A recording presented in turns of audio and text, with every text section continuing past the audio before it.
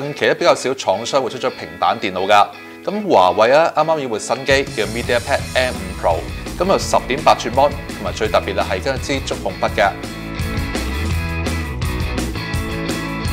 MediaPad M5 Pro 主打影音功能，10.8寸16:10嘅 IPS 屏幕，顯示效果都唔錯，而且少有地用上咗 2.5D 弧面玻璃，機身觀感都幾好㗎。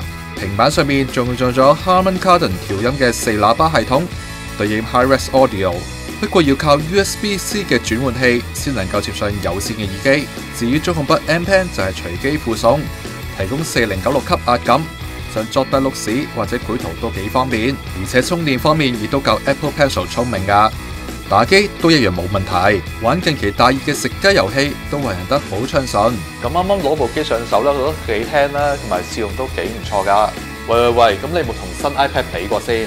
首先就比一比兩部新平板電腦嘅顯示表現。M5 Pro 屏幕較大，而且用上闊屏幕嘅設計，觀感係比較好啦。不過色調咧比較冷，立體感亦稍稍不及 iPad。但聽下聲 ，iPad 嘅音效表現就唔一般。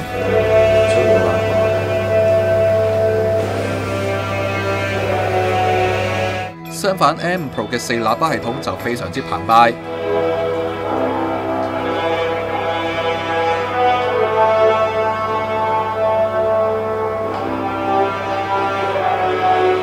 雖然喺呢段片入邊，大家未必能夠清楚咁聽得到，但係記者實試嗰陣就能夠親身感受到超強包圍感嘅威力啦。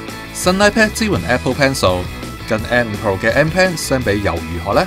記者試用過又覺得手感、流暢度同埋反應相距又唔係好大，但係 M Pen 隨機附送，心理上就會好過一啲啦。今日已經試玩完啦，我覺得啲觸控筆都幾實用嘅。不過最 impressive 咧都係聲音表現啦。如果睇 trailer 嘅話咧，嗰陣聲音真係嘭聲好強㗎。不過要價錢方面咧，同 iPad 相比咧就唔會有太大嘅優勢。日本大屋、澳洲筍盤，全球流行 Dream House 零距離。